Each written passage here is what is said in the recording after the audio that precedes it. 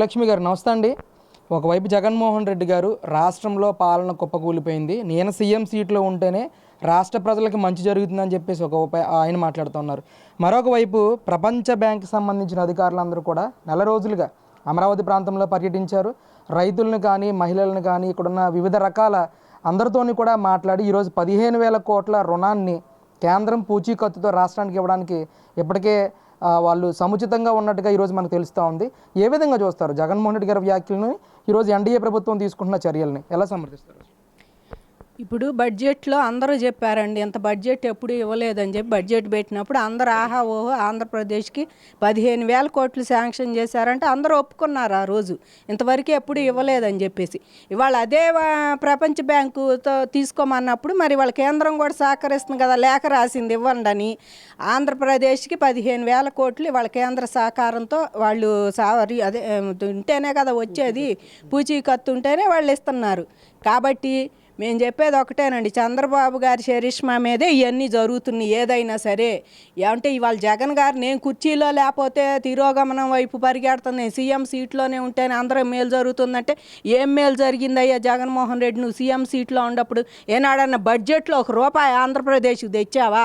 ఏనాడన్నా ఇలాంటి ప్రపంచ బ్యాంకు దగ్గరికి వెళ్ళి మాకు రుణం కావాలి, పోనీ నువ్వన్న విశాఖపట్నం రాజధాని చేయటానికైనా అడిగావా? నువ్వు అన్న విశాఖపట్నం పాలనా రాజధాని అన్నావు, పరిపాలన రాజధాని, అది చేయటానికైనా మాకు ఏదన్నా ఇవ్వమని నువ్వు అడిగావు?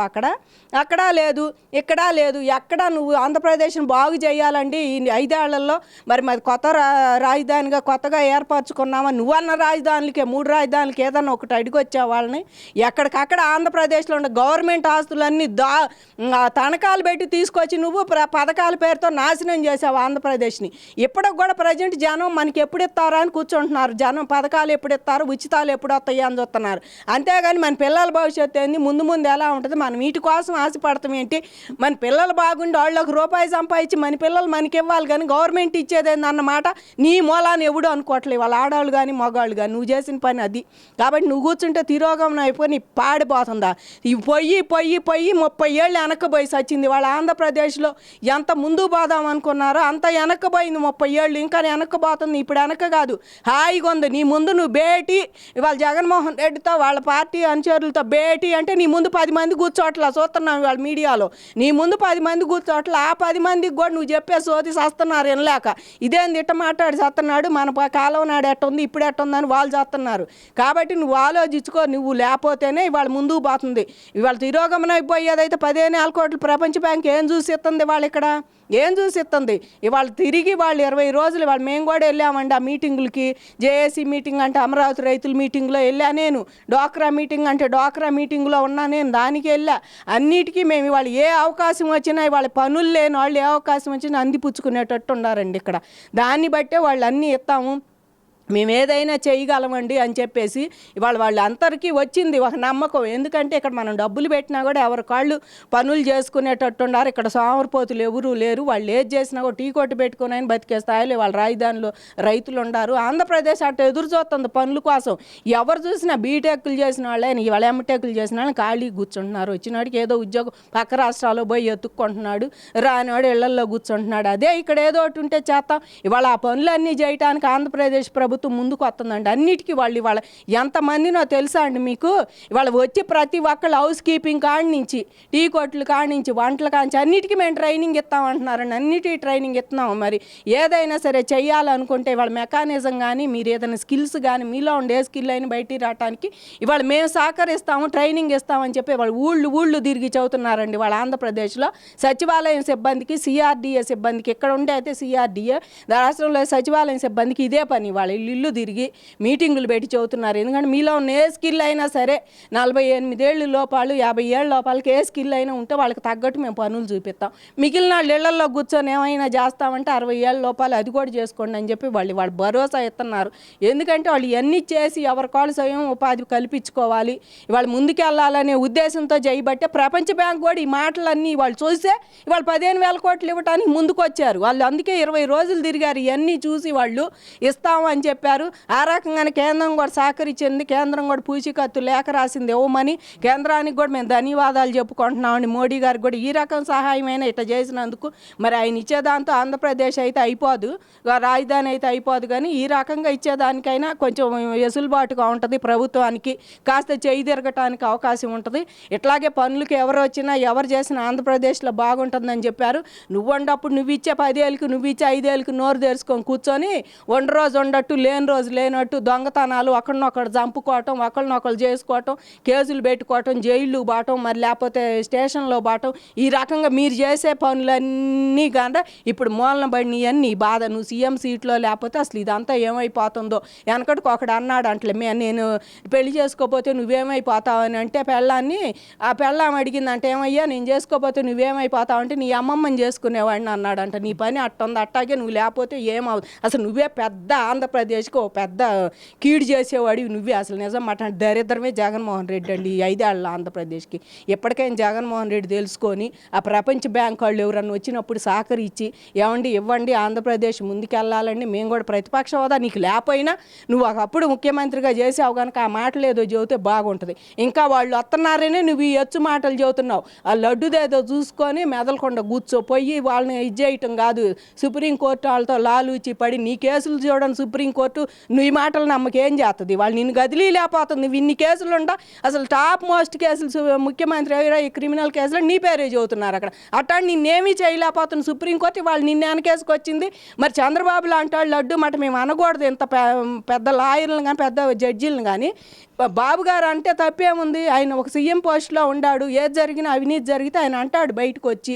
ఆయన అంత నిరాధారంగా ఒక ముఖ్యమంత్రి అన్నాడంటే దానికి ఆధారం లేకుండా అనడు కదా. అన్నేళ్ళు ముఖ్యమంత్రి చేసి రాజకీయ అనుభవం ఉన్నాడు కాబట్టి మేము బాబు గారి మాటలను సమర్థిస్తున్నాం. వీళ్ళు ఉండప్పుడు లడ్డు ఎట్టుంది, ఇప్పుడు లడ్లు కూడా తెస్తున్నారని జనం కావాలని కొనుక్కొచ్చుకుంటున్నారు అసలు చూద్దామని చెప్పేసి. లడ్డు బాగా టేస్ట్గా ఉంది అంటున్నారు. నువ్వు లేకపోతే లడ్డు ఎట్టుందో, నువ్వు ఉంటే లడ్డు ఎట్టుందో, అట్టాగే నీ పాలన లేకపోతే ఎట్టుందో, నువ్వు ఉండప్పుడు ఎట్టుందో అందరికీ తెలుసు.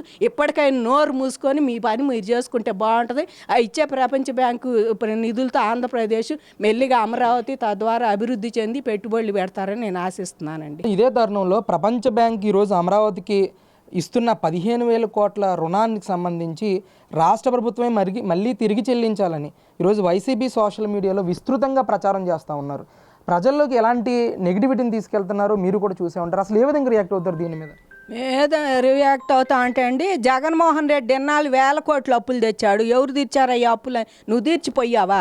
నువ్వు 5 ఏళ్ళకి నీ ప్రభుత్వం కుప్పగూలిపోయింది. అప్పులని ఎవడు తీరుతాడు? ఇప్పుడు వడ్డీలు కట్టాల్సి వచ్చింది అంటున్నారు. వాటికి ఎవడు తీరుతాడు? అట్టాగే వాళ్ళు 15,000 కోట్లు ఇచ్చినప్పుడు బడ్జెట్లో నిర్మలా సీతారామన్ గారు ప్రవేశపెట్టింది. ఆ బడ్జెట్లో ఆమె చెప్పింది.